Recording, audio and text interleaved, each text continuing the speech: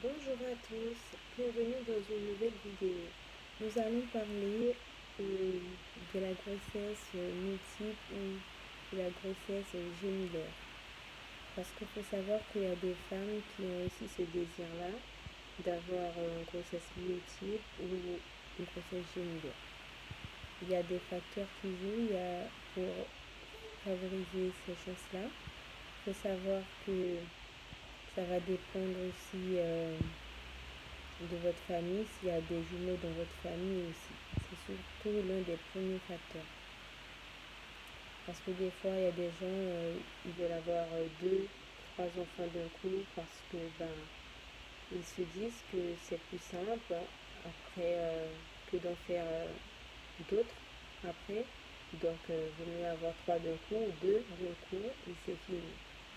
Ce qui va jouer, il faudra consommer 4 mois avant à 5 mois avant tout ce qui est patate douce, tout ce qui est igname, tout ce qui est banane plantain, gombo, tout ça.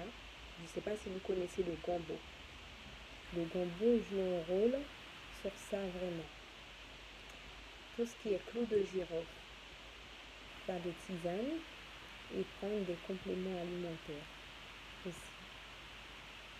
Il faut savoir que le gingembre est un booster contre l'infertilité. Pour les gens qui ont des problèmes pour concevoir, le gingembre, c'est un bon traitement. Vous pouvez l'utiliser comme une tisane. Vous mettez de l'eau, vous le coupez en petits morceaux, vous mettez de l'eau dans une casserole et vous mettez 30 minutes au feu et vous buvez ça. Vous faites ça tous les soirs, vous faites ça le matin, c'est un détox aussi. Il faut savoir, si vous avez l'utérus froide, vous allez avoir des problèmes pour tomber enceinte. Des fois, il y a des femmes, elles n'ont pas de soucis. Ils vont chez le médecin, ils regardent tout. Les cycles sont réguliers, ils ne savent pas qu'est-ce qui se passe, ils n'arrivent pas à tomber enceinte. Il faut savoir si vous avez l'utérus froide, surtout les gens qui vivent dans les pays froids comme le Canada, en France, les États-Unis, les pays qui fait froid, tout ça. Si votre utérus est froid, vous allez avoir des problèmes pour le jour de l'anidation. Soit au 21e jour ou au 22e jour. La plupart du temps, l'anidation se fait. Ce qui va se passer, vous allez concevoir des patates douces, des ignames, vous allez manger. Essayez de manger ça au moins 2 fois dans une semaine, tout ça. Il faut savoir que le jour de l'ovulation, effectuez un test à partir de la fin de votre règle, 5 jours après. Effectuez le test d'ovulation jusqu'à ce que vous avez positif et vous pouvez commencer à avoir des rapports à partir du positif et 5 jours d'affilée pour être sûr pour ne pas le rater. Ces choses-là peuvent être des fois un peu compliquées parce que chaque femme est différente. Il faut savoir aussi pour la grossesse multiple, le premier facteur qui joue, il faut avoir des jumeaux dans sa famille et assez près. Par exemple, une tante, sa maman, assez près. Ou du côté du papa, la maman du papa, ou le papa du papa. Mais il faut qu'il y ait des antécédents gémellaires assez proches.